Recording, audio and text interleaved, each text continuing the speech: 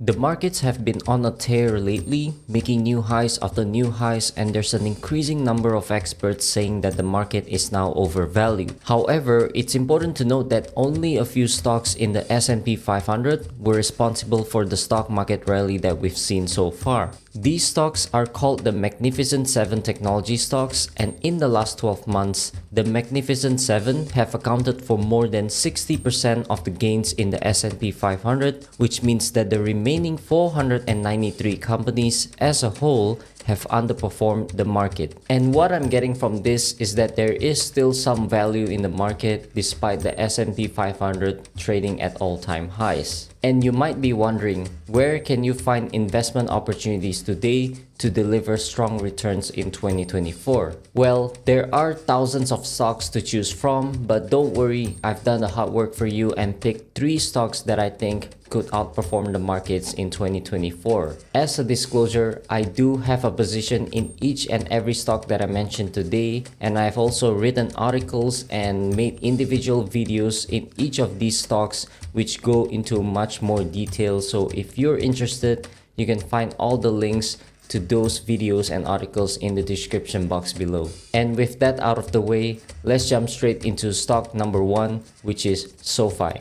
So SoFi is a fintech company which offers digital lending, banking, and wealth management services all through its mobile app. And one of the main reasons why I like SoFi is because of the fact that the company is growing very rapidly. As you can see, SoFi has been growing at high double digits in the last couple of years, and as of Q3, revenue was 537 million, up by 27% year over year, which happens to be the 10th consecutive quarter of record revenue, which is very impressive. And it's also worth mentioning that most of this growth came from SoFi taking market share away from existing incumbents or legacy banks like JP Morgan and Bank of America, which is a testament to SoFi's superior value proposition. SoFi operates 3 main segments, namely lending, technology platform, which is Galileo, as well as financial services. If we look at each of the segments, we can see that the lending segment is the largest of the 3,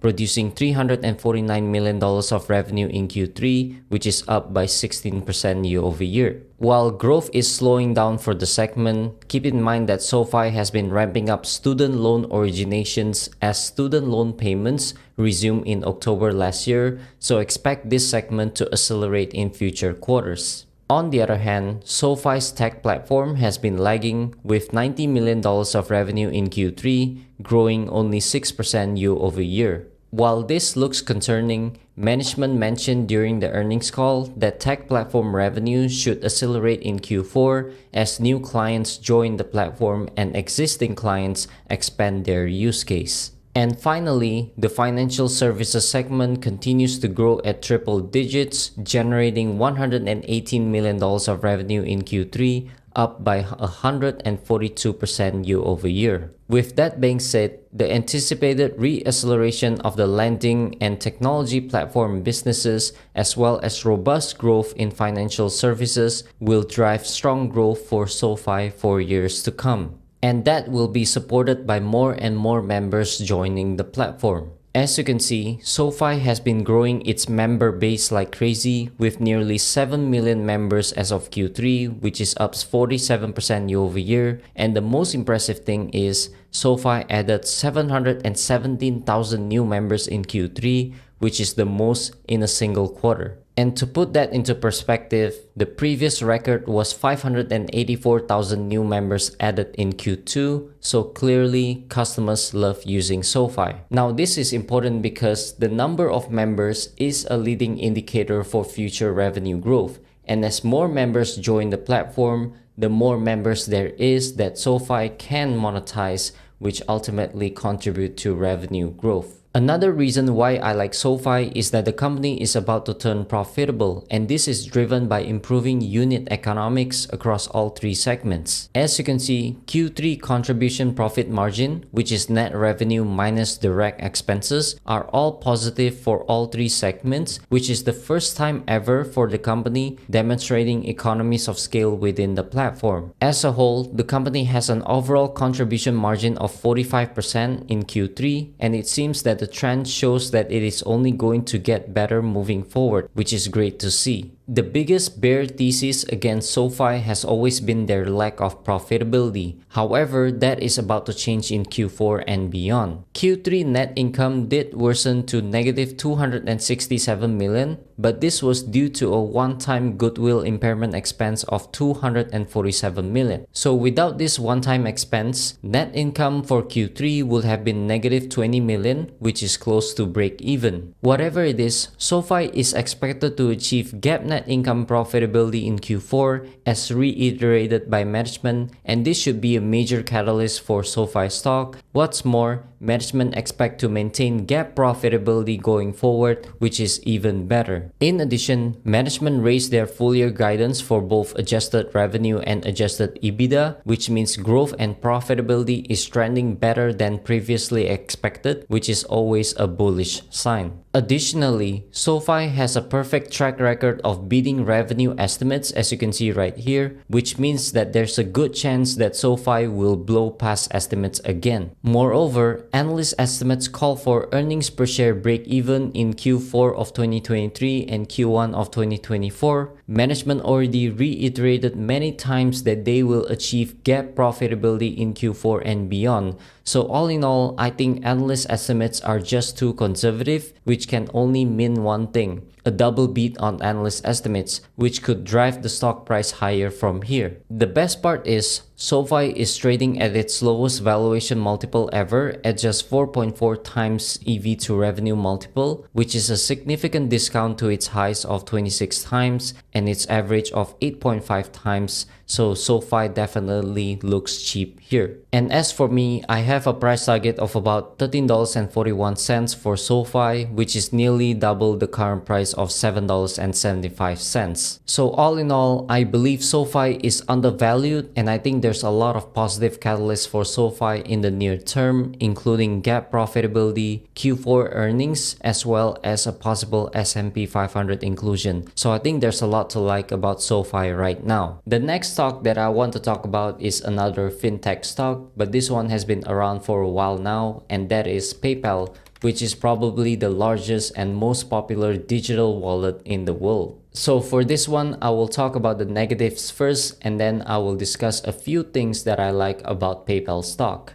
As you know, PayPal has lost about 80% of its value over the last few years, and that is in large part due to slowing growth, one of which is that active accounts on the platform has plateaued and declined over the last few quarters. As of Q3, active accounts was 428 million, down by 1% year over year. And just like SoFi, the number of active accounts on PayPal is a leading indicator of future growth. And if active accounts drop, then PayPal's revenue growth potential decline as well. And with active accounts declining, we can understand why the markets dumped PayPal stock. But it's important to know that this was intentional by management as they focus on driving higher activity levels with existing active accounts while allowing minimally engaged accounts to churn off. And I think it's much better to have a lower active account number that is really active than having a higher active account number that is not that active. But that aside, the slowing active account growth is also reflected in revenue growth, which is slowing down as well, as you can see right here.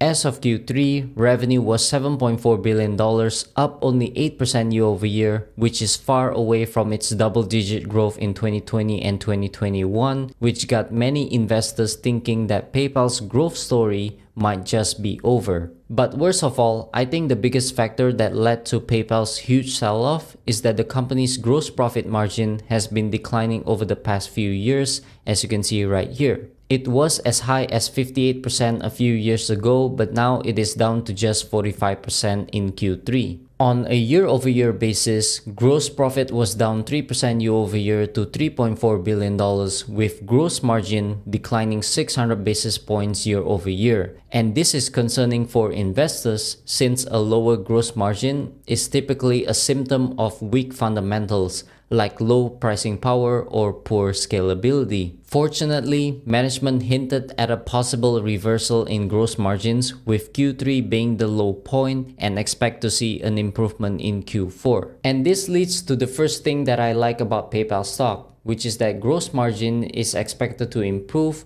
which could be a positive catalyst for the stock. Another thing that I like about PayPal is that total payment volume, or TPV, continued to accelerate mainly due to PayPal's unbranded processing business, which grew 32% year-over-year in Q3, up from 28% in Q2 and 30% in Q1. On aggregate, TPV was up 15% year-over-year in Q3 to $388 billion, which is absolutely massive, and this growth shows that there's still demand for PayPal's financial products and services, so contrary to popular belief, PayPal is not dying. Another reason to like about PayPal is that the company is growing earnings at a strong pace despite slowing top-line growth. As you can see, non-GAAP earnings per share was $1.30 in Q3, which is up 20% year-over-year and an all-time high for the company as well. This shows that PayPal is driving meaningful operating leverage, and I expect this metric to continue to improve moving forward as PayPal continues to grow, cut costs, and buy back shares. So share buybacks is another reason why I like PayPal stock. In the first 3 quarters, PayPal bought back $4.4 billion worth of common stock, and management guided for a total of $5 billion in share repurchases in 2023, which leaves about $0.6 billion of share buybacks left in Q4. In my opinion, I expect share buybacks of at least $1 billion in Q4, which should lower shares outstanding even more, ultimately leading to higher than expected earnings per share growth. Why do I think share buybacks will be higher than expected? Well, that's because PayPal is trading at dirt cheap valuations. As you can see, PayPal is trading at pretty much its lowest valuation multiple ever, with the stock currently trading at a forward PE ratio of just 11.7 times, which is well below its peak of 67 times and average of 30 times. So on a historical basis, PayPal looks extremely undervalued. And my price target for PayPal is $105 a share, which is much higher than the current price of $65 a share. To be honest, PayPal is one of my highest conviction stocks in 2024 due to extremely low valuations, double-digit earnings per share growth, and aggressive share buybacks. But most of all, PayPal recently underwent a CEO change, which could be the key determining factor that could turn around the stock for good. The new CEO, Alex Chriss, has been quite vocal with his goals and ambitions for PayPal, and recently, in a CNBC interview, he mentioned that PayPal will shock the world at an upcoming keynote where his team will provide an exclusive preview of the innovations PayPal and Venmo are bringing to market this year. That said, I think there's a lot of positive developments for PayPal in the next 12 months, which should be bullish for the stock. The last stock on my list is a little bit more speculative, and that is Opendoor, which is the leading iBuying company that provides an e-commerce experience for people to buy and sell homes. So why do I consider Opendoor a risky bet? Well, that's because the real estate business is incredibly sensitive to interest rates, and as you can see, after the Fed raised interest rates by 500 basis points in 2022 and 2023, Opendoor's revenue took a massive downswing. As of Q3, revenue was just under $1 billion, down by 71% year-over-year and 50% quarter-over-quarter due to high interest rates, which caused lower home sales volumes and lower home prices. So here we can take a look at how the change in interest rates affected Opendoor's margins. So the Fed began hiking interest rates in Q2 of 2022, which also caused a housing market correction. And as you can see, profitability turned negative right away in Q3 of 2022 with a gross margin of negative 12.6% and a contribution margin of negative 0.7%. Keep in mind that contribution profit aligns the timing of inventory valuation adjustments recorded under GAAP to the period in which the home is sold. In other words, it shows how much money Opendoor really makes for each home sold. And as you can see, contribution margin got worse and worse and finally turned positive again in Q3 as the housing market stabilizes. The question is, with revenue down so much and with profitability nowhere near its highs of 10% plus, why am I so bullish on Opendoor in 2024? Well, one reason is that I believe that the worst has already passed for Opendoor as seen by the improving contribution margins recently. So contribution margin turned negative a few quarters ago due to the fact that Opendoor was selling its old book of inventory at huge losses. So the old book basically are the homes that Opendoor bought at peak prices. As you can see, the old book has a contribution margin of negative 17.4%, which placed tremendous pressure on profitability. The good news is that as of Q3, Opendoor has less than 150 old book homes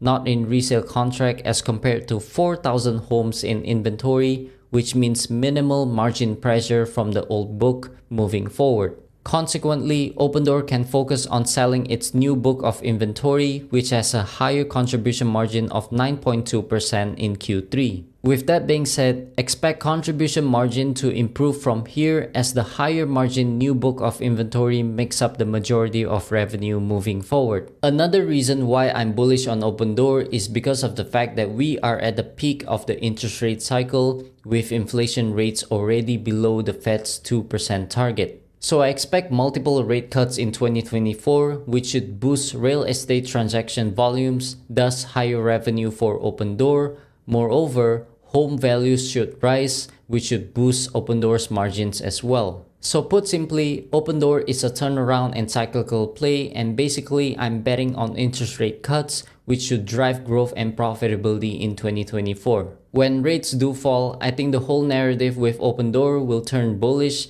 and I think that should drive the stock higher from here. That aside, Opendoor is still unprofitable with an adjusted net income of negative 75 million as of Q3, which is a negative 7.7% adjusted net margin. And the only way for Opendoor to achieve profitability is to rescale its business to cover its large fixed costs. The silver lining is that adjusted net margin has been improving over the last few quarters, and as the business rescales in 2024, we might just see Opendoor return to profitability, which is another major catalyst for the stock. Valuation-wise, Opendoor still trades at depressed valuations at just 0.4 times EV to revenue multiple, which is significantly below its highs of 7.6 times and its average of 1.8 times. So I have a price target of $5.57 for Opendoor, which is much higher than the current price of $3.36. Regardless of my price target, I think Opendoor's growth potential is really large, considering that Opendoor operates a virtual monopoly in the iBuying industry with less than 1% market share in the massive residential real estate market. So I think the future looks bright for Opendoor. So there you have it. Those are 3 stocks that I think will outperform the market in 2024. Keep in mind that I'm not your financial advisor and these are not buy recommendations.